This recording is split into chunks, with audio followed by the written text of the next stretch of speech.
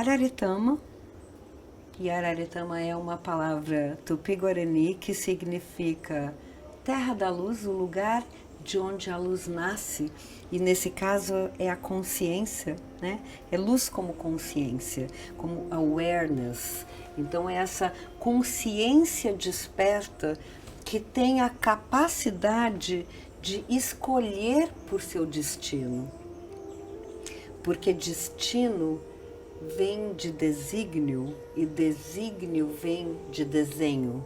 Então, como humanidade, nós temos capacidade de desenhar o nosso desígnio, o nosso futuro a partir de escolhas conscientes. E Araretama é um sistema que vem trazer interfaces, instrumentos para que a gente possa fazer escolhas conscientes para o bem comum. Os primeiros 7 anos eles aconteceram nesse mergulho na natureza e em começando a compreender a gestalt dessa pesquisa. A partir do segundo bloco de 7 anos, eu comecei a desenhar um sistema terapêutico, agrupando as plantas pesquisadas dentro desta mandala, da mandala Araretama, que foi criada a partir de 1997, como um processo que cada um pudesse fazer como uma jornada de autodescoberta para poder trabalhar os condicionamentos. Então, essa questão dos condicionamentos é muito importante de ser entendida, porque ela é vital na compreensão do sistema Araretama e no sistema terapêutico e educacional que o Araretama se propõe a ser. É importante entender esses blocos no processo da construção do sistema Araretama, porque esses blocos eles abriram caminhos na fundamentação do processo de uma forma bem clara também. Então, os primeiros 7 anos foram 7 anos de mergulho na natureza, absolutamente guiada pela consciência dessa magnífica floresta. Me sinto sempre uma eterna aprendiz da maestria dessa biodiversidade, me ensinando a cada dia a me tornar um ser humano melhor, pelo menos a procurar esse caminho, né? E o segundo bloco, né, dos 7 aos 14 anos da existência do sistema, eu me dediquei a desenhar essa mandala, a posicionar as plantas pesquisadas de uma maneira a se tornar uma jornada de autoconhecimento e a aplicar esse método que começou a ser aplicado de uma forma efetiva aqui no Brasil, na República Tcheca e na Eslováquia. Então, temos resultados efetivos do quanto esse processo transforma. E no terceiro bloco de 7 anos, que finaliza agora, né, houve toda a busca de trazer concepções diversas que enriqueceram o sistema e fundamentaram essa trajetória e esses diferentes instrumentos utilizados. Então, trabalho de corpo. Então, eu criei toda uma meditação que é o fitness emocional para o corpo. Essa meditação de 7 minutos, onde são as afirmações corporais de cada uma das virtudes das essências, trazendo o corpo para participar dessa jornada, porque o corpo precisa estar presente num processo de aprendizagem. É muito importante. O processo ele é mais completo. A produção e a criação e a produção de toda uma linha cosmética também para o corpo, porque o que acontece? A nossa mente, ela é quântica por si só. Então, eu aqui contando a história do sistema, enquanto eu estou aqui presente, eu também estou presente, de repente, na minha casa. Também posso ir para minha casa e voltar em 3 segundos. O que significa isso? Significa que a mente não precisa estar apenas presente. Ela também se desloca em tempo, em espaço. Isso significa uma mente quântica. Ela não depende de estar aqui sentada na cadeira. Para o meu corpo emocional ir até a minha casa e voltar, demora um pouquinho mais, porque é mais sinestésico, vem através das sensações.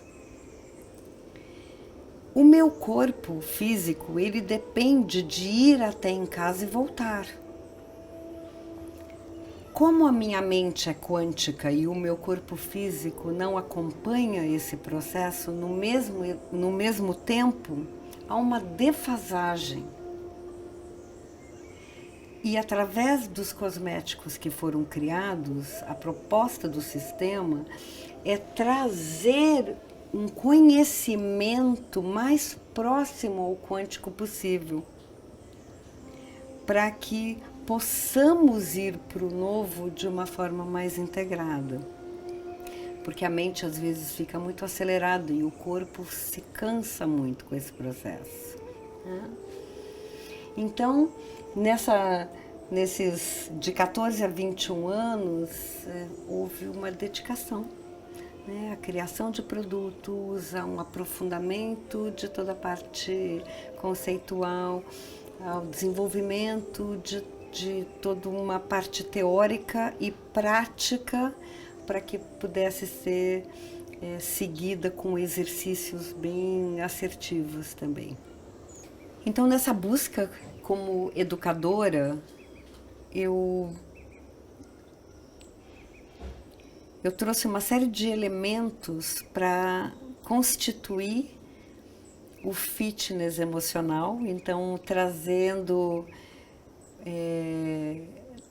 uma academia de ginástica, né, para o comportamento, para o corpo emocional, porque a gente entende muito bem no corpo físico a necessidade do movimento.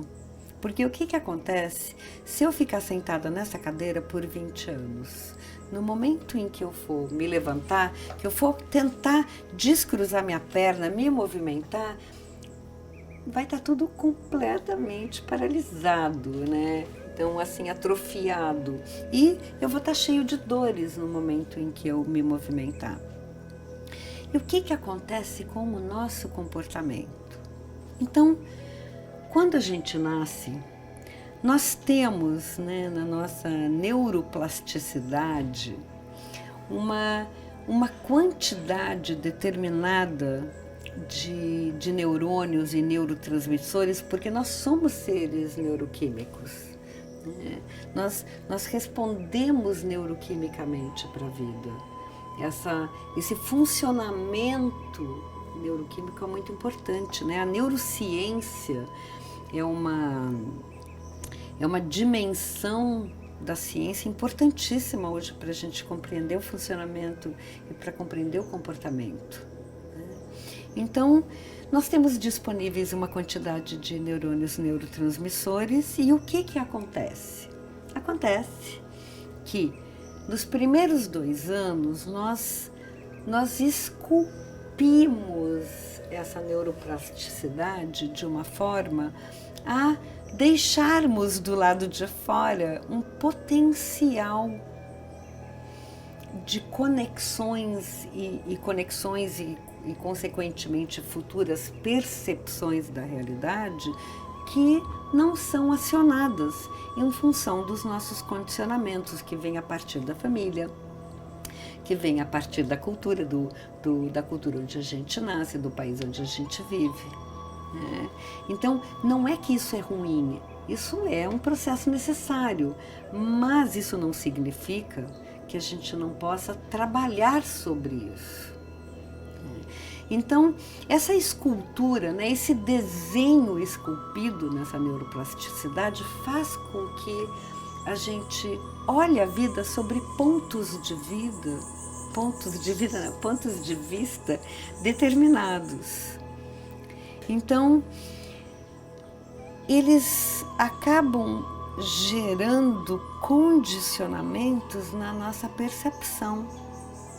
E nós já sabemos que, como humanos, nós utilizamos uma média de 5% da nossa capacidade cerebral e neuroquímica. Então, é indiscutível que nós temos o potencial de 95% a ser explorado. Eu quero pelo menos 6.0, né? De 5.0 a 6.0. E como educadora, eu sinto um impulso de criar possibilidades para que a gente amplie de 5.0 para 5.1, 5.2, 5.3.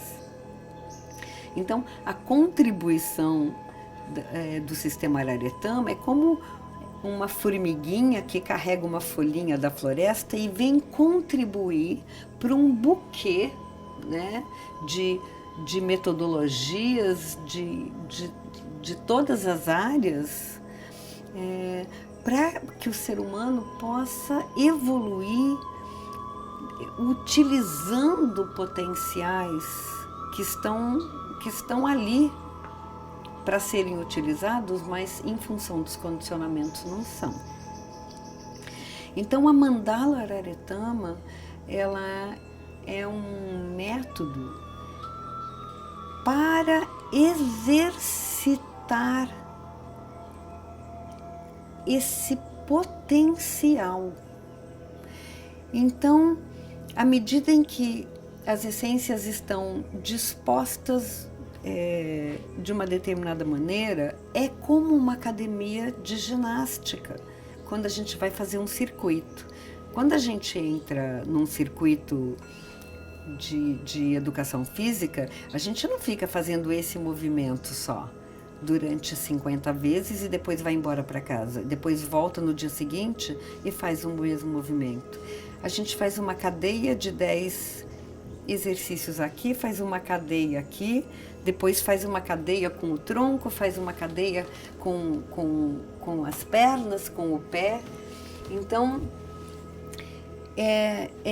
guiando uma cadeia de movimentos de percepção da realidade, aonde durante 7 dias a gente é guiado por uma essência, guiado por uma virtude, guiado por uma visão de mundo determinada, para que depois a gente seja guiado por uma outra percepção, por uma outra visão de mundo, por uma outra cadeia de movimentos de percepção da realidade.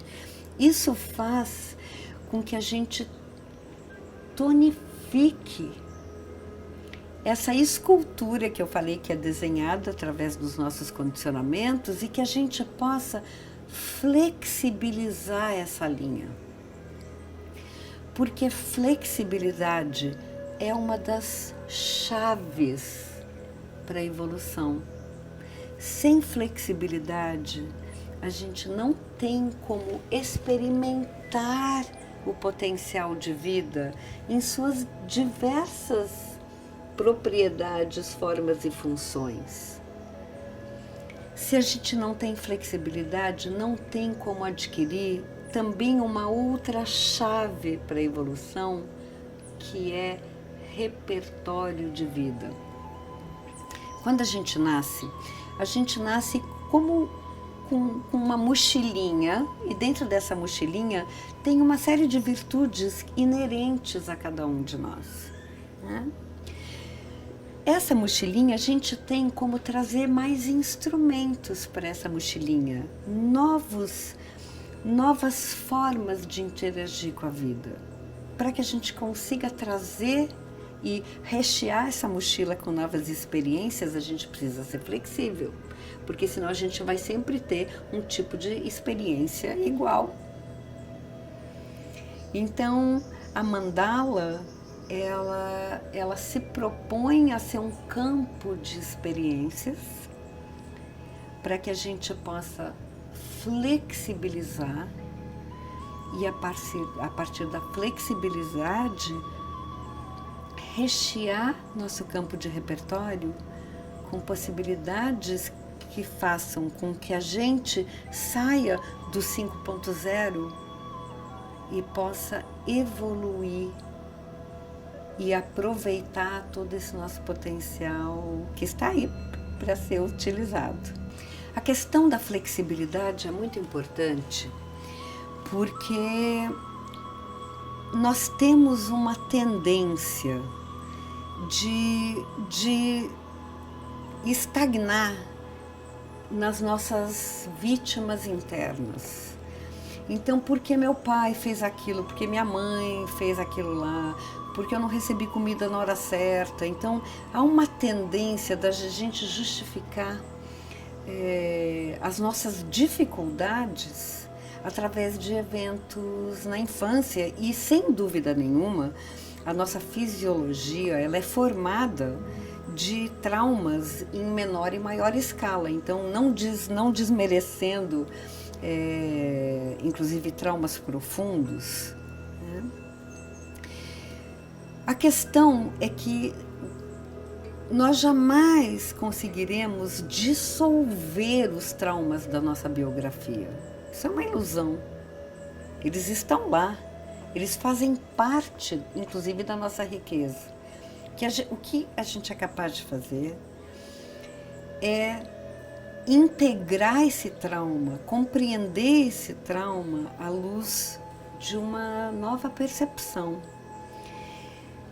sem que a gente tenha que sempre voltar a essa questão, mas ter a capacidade de reconhecer rapidamente e integrar ao presente e reagir adequadamente aos eventos.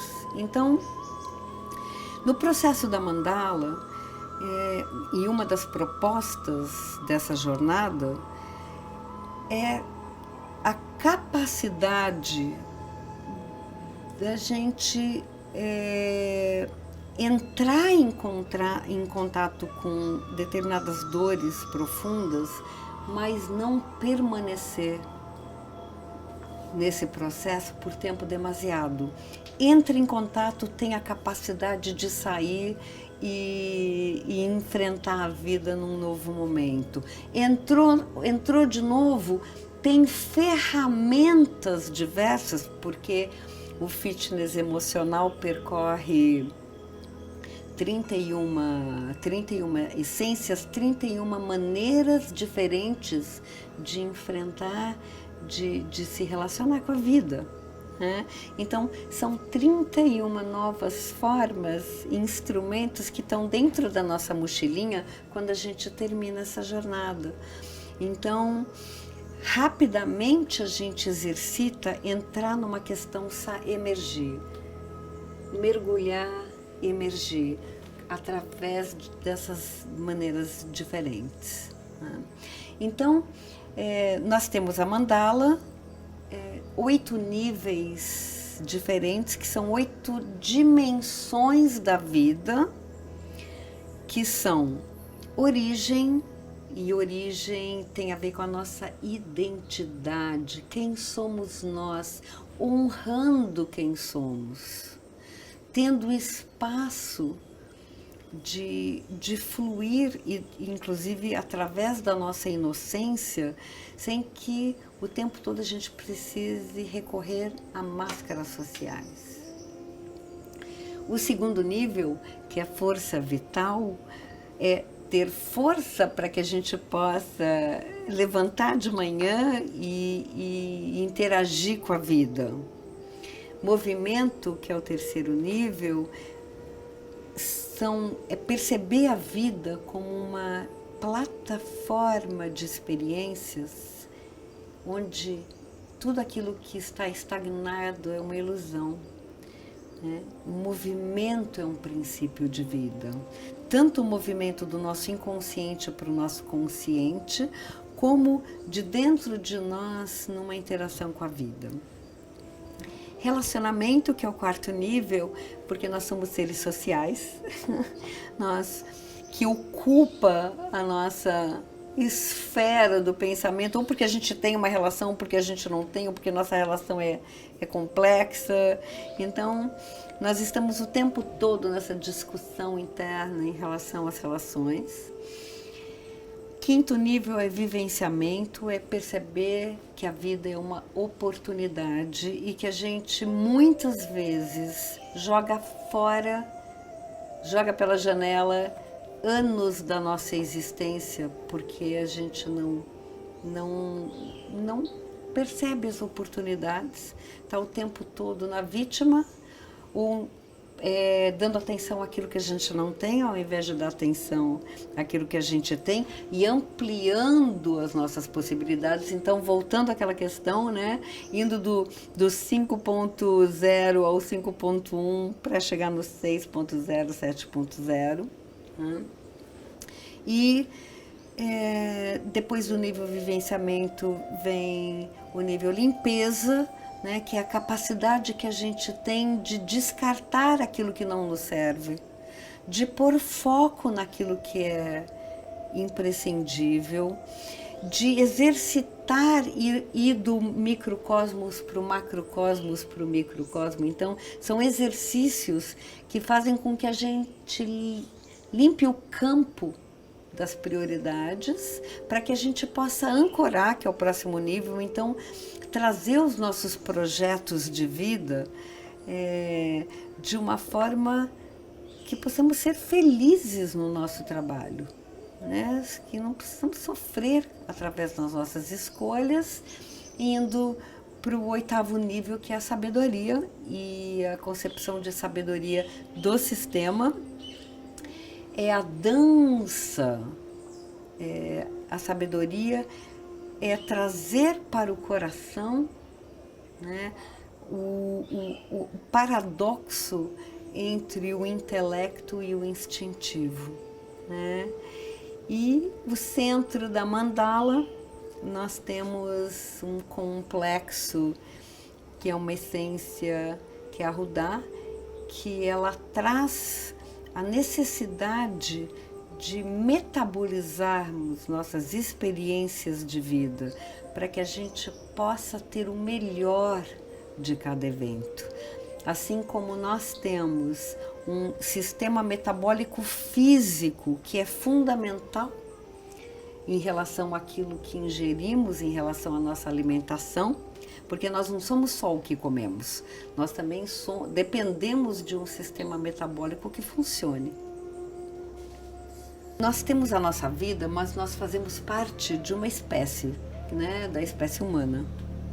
E é muito importante entender como que os hábitos, eles são incorporados numa espécie, porque a partir daí a gente também compreende o quanto nós somos responsáveis pelo nosso desenvolvimento, nós somos responsáveis pela qualidade das nossas relações e nós somos responsáveis pela qualidade dessa espécie, no caso, a espécie humana, que nós fazemos parte. Então, nós temos uma escolha. Nós podemos participar passivamente, porque participaremos do mesmo jeito, não fazendo nada, como participar ativamente num processo de evolução. Então, vamos entender como que um hábito ele é incorporado por uma espécie. Então, vamos imaginar, né, que eu sou uma mãe macaquinha na floresta, com os meus filhotinhos macaquinhos, e de repente eu estou passeando na floresta e cai um fruto novo, um fruto que eu, como mãe macaquinha, nunca tinha visto antes. E eu pego esse fruto, né, raspo os dentes, bato o fruto na pedra e começo a interagir com esse fruto, e os macaquinhos sobem em cima de mim. E aí eu por instinto, eu percebo que ele não é um veneno, eu começo a mastigar, e isso se repete, né, durante um dia, durante uma semana, durante um ano, durante 5 anos, até que os macaquinhos das aldeias de macaquinhos vizinhas comecem a também saber que esse fruto ele é comestível. Existe um determinado número de macaquinhos que, quando sabem que esse fruto é comestível, essa informação é passada para toda a espécie dos macaquinhos, em todos os lugares do planeta, através de um campo invisível de informação, invisível ao nosso campo de percepção. Mas a gente precisa entender que o nosso campo de percepção é um campo de 5%. Então é 5% que a gente não consegue ver, que nesse campo invisível de comunicação as informações são passadas para a espécie. Isso é chamado do campo morfogenético.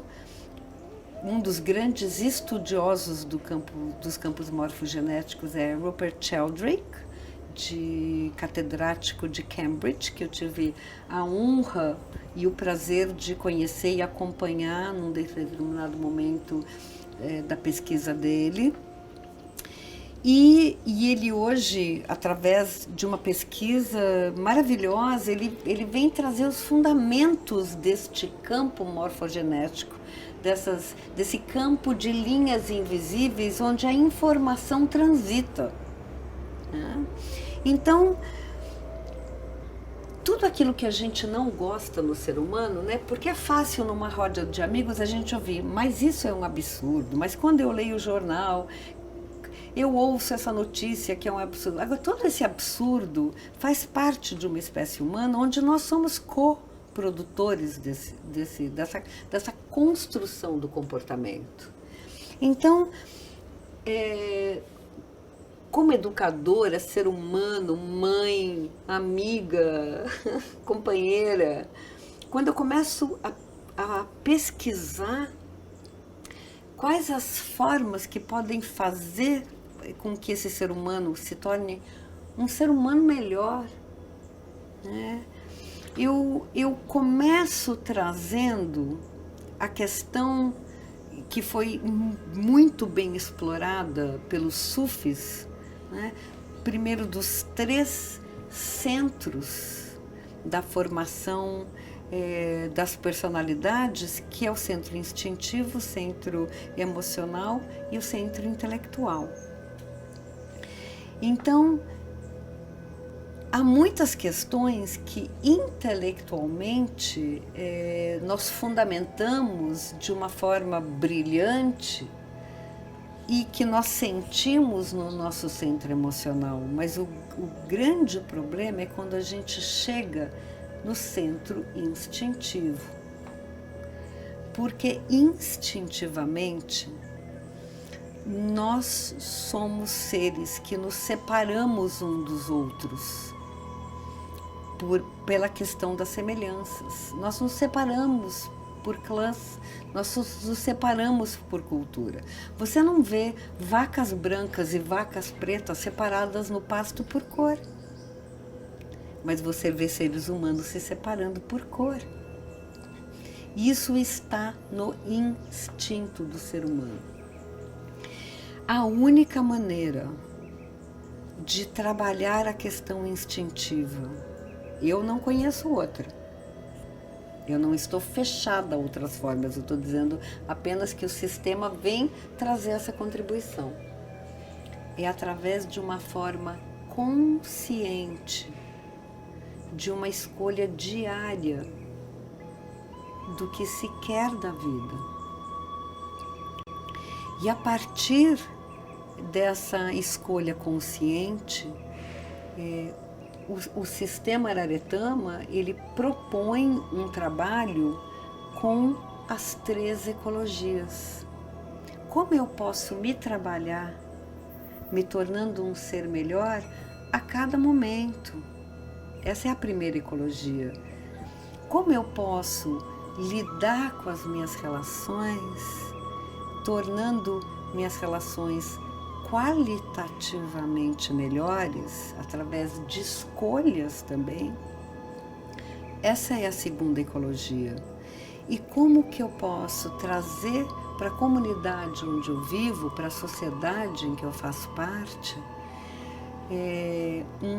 um reflexo das minhas ações e pensando na comunidade de forma positiva? Essa é a terceira ecologia. Como que eu posso contribuir? Se eu me torno um ser humano melhor, eu já estou contribuindo para a terceira ecologia. Se eu torno minhas relações melhores, eu já contribuo para a terceira ecologia. E se eu faço alguma coisa por essa sociedade, eu também contribuo para essa ecologia. Então, esse é um modelo onde, incorporando as essências vibracionais, florais e vibracionais, quando eu trago as essências, eu trago uma interface da inteligência desta biodiversidade dentro do nosso campo neuroquímico, para que seja uma ajuda nesse nosso processo de evolução.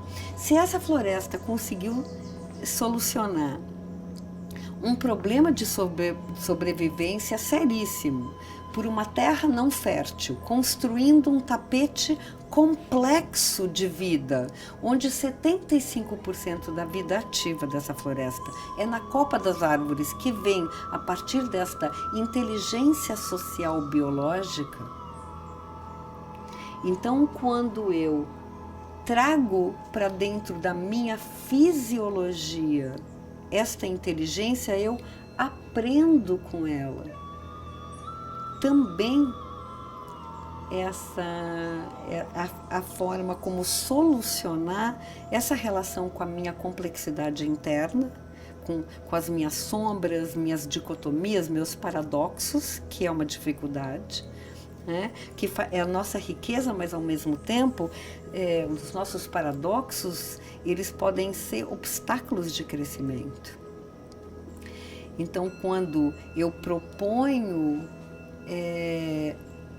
diversas mandalas, né, como formas de exercício de percepção e do comportamento, eu proponho um exercício de vida para um processo de evolução pessoal, social e planetário.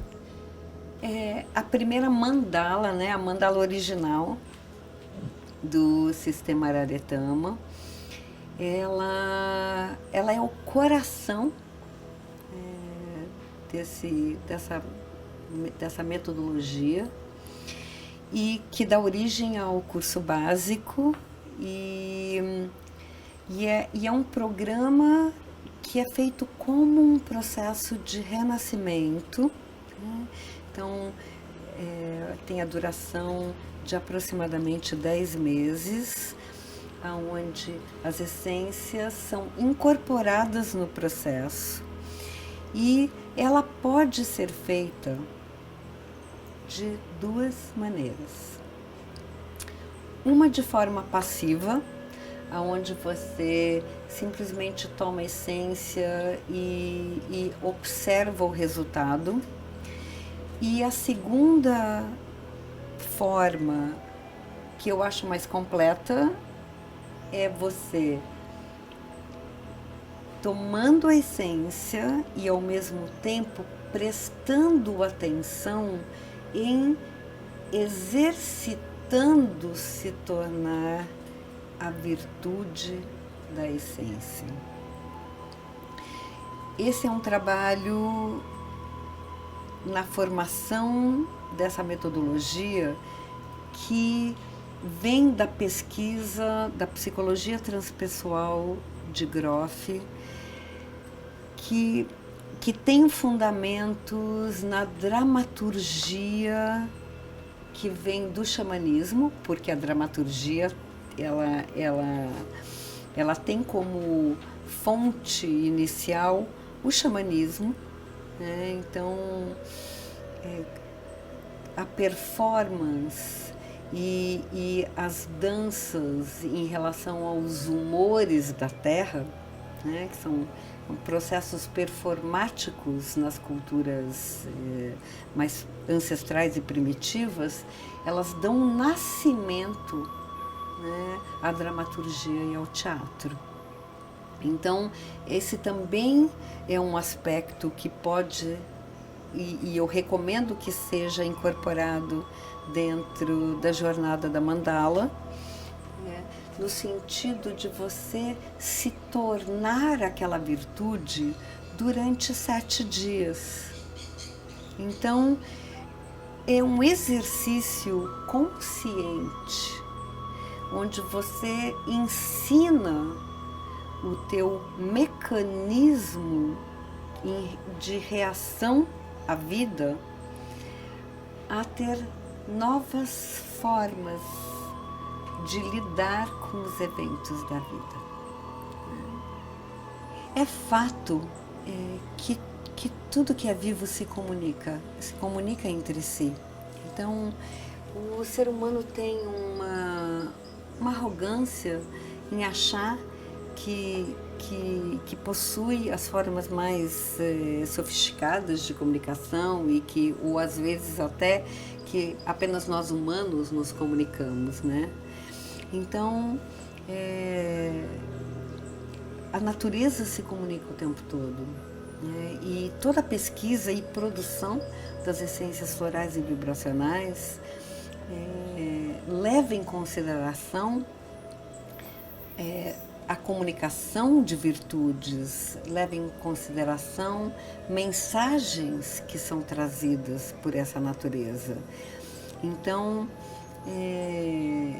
quando se pesquisa, quando se produz uma essência, se coleta mensagens que vêm através dessas plantas que são inteligências dos ecossistemas.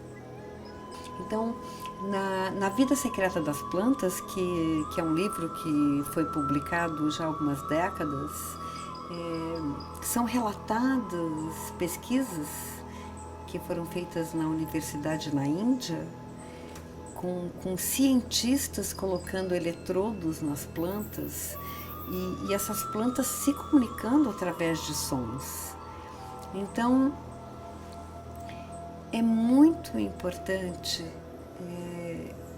compreender que as essências florais e vibracionais, elas podem ser compreendidas também através da matemática. Então, quando eu relato o início da minha experiência, então o portal que se abre através de um cipó que se comunica e através de um cogumelo que fala, eu escolho conscientemente trazer para o mundo a fala como se fosse uma criança relatando uma experiência. Porque quando eu trago a criança, eu trago o portal da inocência. E quando eu conecto o portal da inocência, eu atinjo a linguagem do coração. A mandala, ela pode ser percorrida muitas vezes durante a vida. Então, ela não é só um processo que a gente percorre uma vez e pronto, né? Ela é um método que pode ser trabalhado inúmeras vezes. Eu tenho facilitadores do sistema que já percorreram a mandala 10 vezes, 12 vezes. Porque a cada momento são novos conteúdos que emergem.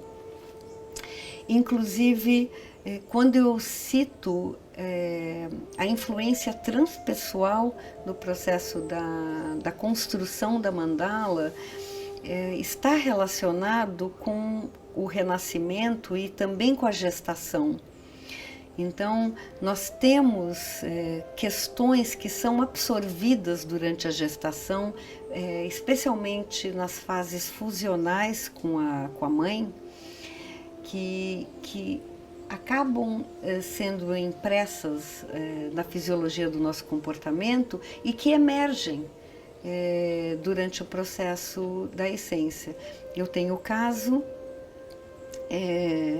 de uma pessoa cuja mãe sofreu uma possibilidade de aborto durante o 3º mês de gestação, e quando essa pessoa chegou no 3º mês da mandala, de fazer a mandala, começaram a haver impulsos em vontades de abortar o trabalho, de querer parar de fazer a mandala, de querer mudar de trabalho, de terminar relacionamentos. Então é muito interessante.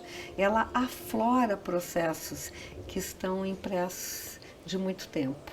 Então a mandala é um campo de possibilidades de transformação e autoconhecimento bastante múltiplo.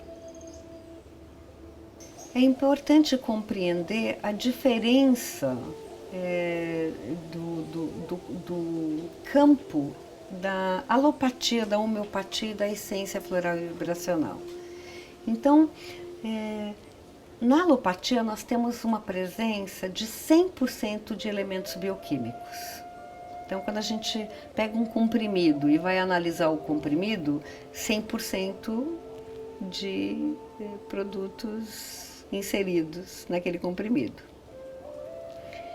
Na homeopatia, nós temos presença bioquímica, mas em potências mais elevadas, nós temos a presença de informação através de ondas, porque nós estudamos na física quântica que nós temos a presença em forma de, a vida em presença em forma de matéria ou onda. Na biologia quântica, que é o estudo em loco, que é na natureza e não no laboratório, como é na física quântica, nós temos a presença de matéria e onda. Matéria e onda são estados diferentes de uma mesma manifestação de vida. Então, alopatia, 100% de presença bioquímica.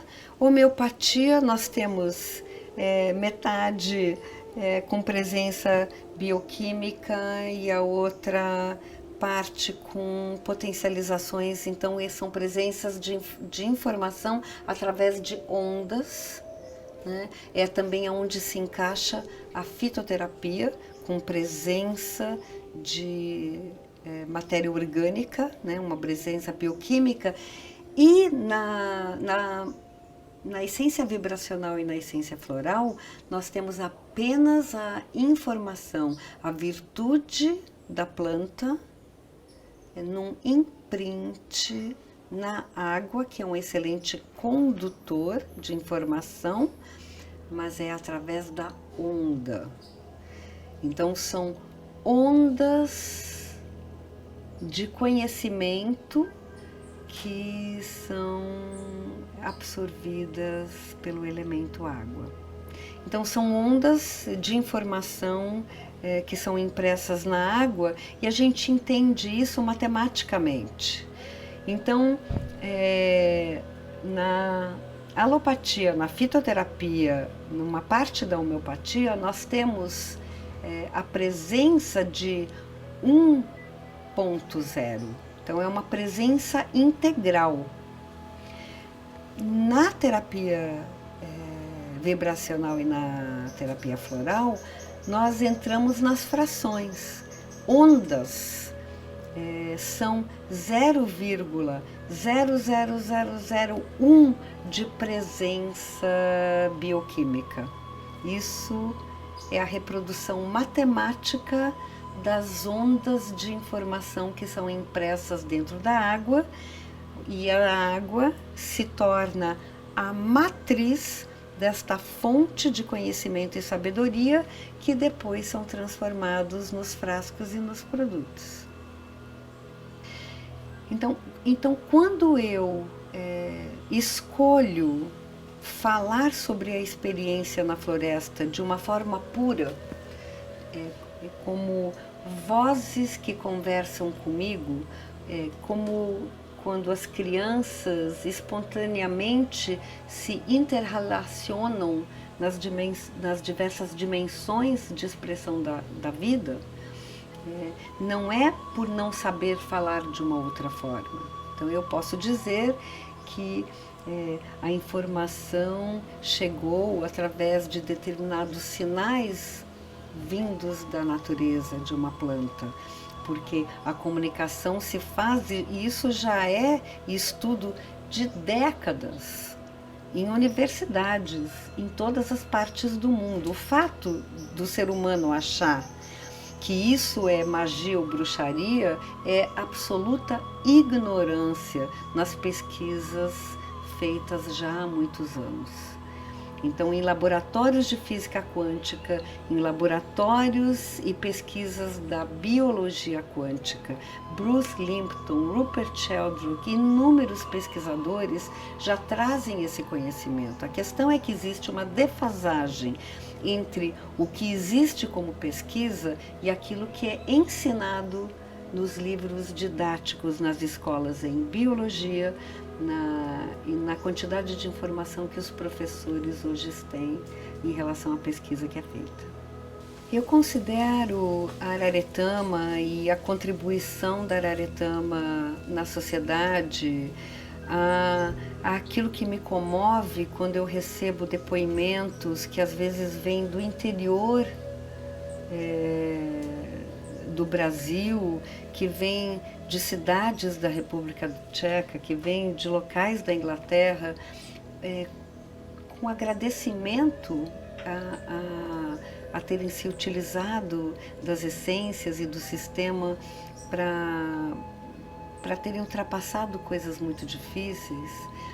Eu devo a minha trajetória e eu devo a contribuição à sociedade ao meu grupo de amigos com os quais eu convivo há mais de 30 anos. Eu tenho certeza que esse estilo de vida, que essa escolha que foi feita no início da pós-adolescência, essa maravilhosa parceria de vida que eu tenho com Susana Maiani, que uma arquiteta, uma maga em joalheria, uma nagual, uma pessoa que traz um amor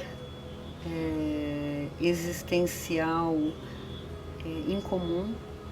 Essa parceria com ela, parceria com Mauro Liberali, que hoje vai comigo muitas vezes na floresta, uma presença importantíssima depois que o Zac se foi. O Ricardo, Airosa, Deise, Irene, Michel. Então, toda essa gama de amigos que eu tenho, o que eu posso fazer é trazer um agradecimento profundo por ter tido a oportunidade de escolher morar com um grupo de pessoas que hoje já estamos com a terceira geração nesse convívio. É um desafio muito grande, mas eu acredito que é a contribuição dessa inteligência da floresta junto com o convívio em comunidade uma contribuição para a sociedade, é uma pequena contribuição, mas eu acho que se cada um trouxer a sua pequena folhinha, é possível que a gente produza coisas incríveis no planeta.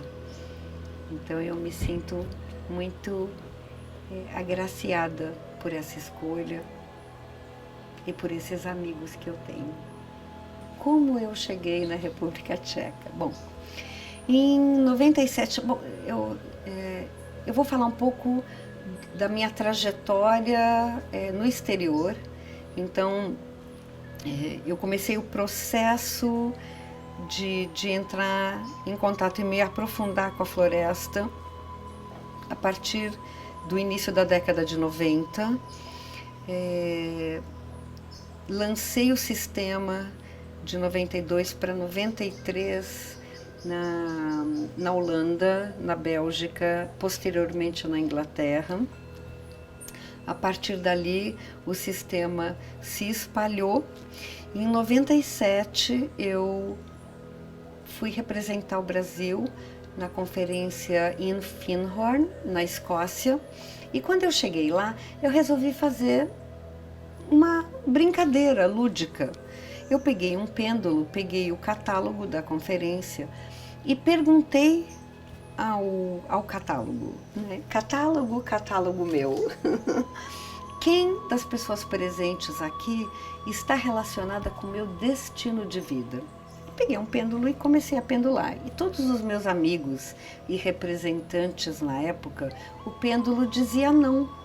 Fazia não grande, e eles eram pessoas bastante presentes na minha vida.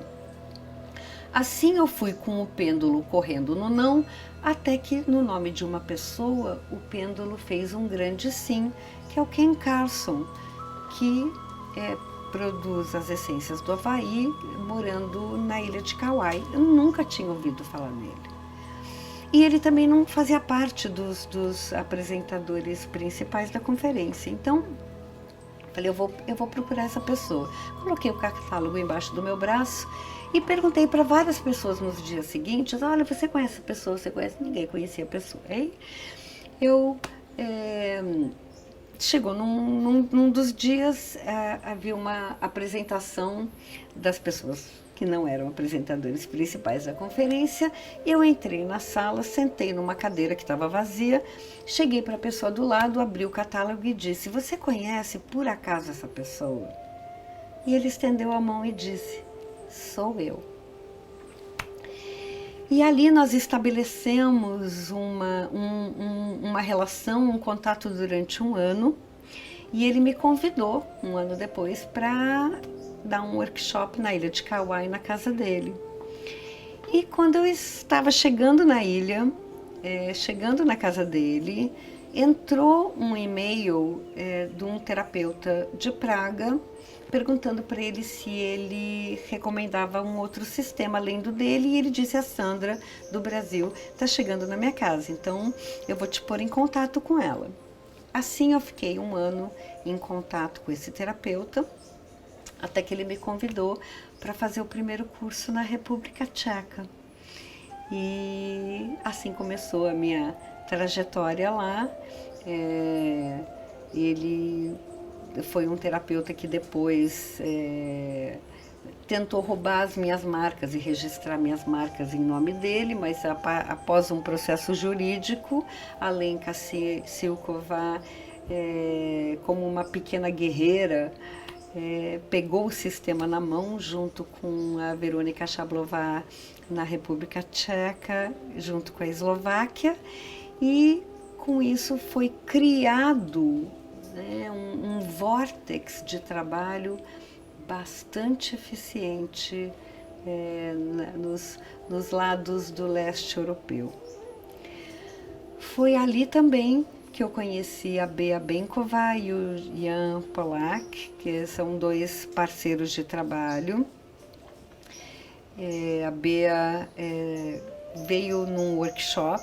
Na época ela trabalhava num banco e ela nem imaginava a sua trajetória de criar todo um trabalho para mulheres extraordinárias e depois dando origem ao Instituto DIFIL, cujo núcleo, né, cuja concepção desse instituto traz toda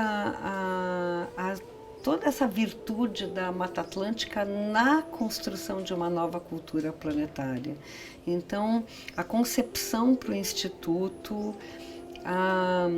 toda a ideia da questão dessa metáfora da estrela que constrói as constelações, então trazendo isso como um modelo de liderança, as 3 ecologias como um foco de trabalho no aprimoramento pessoal, social e interrelacional e planetário, foi incorporado pelo Instituto, mas tem a sua origem na metodologia do sistema Araretama.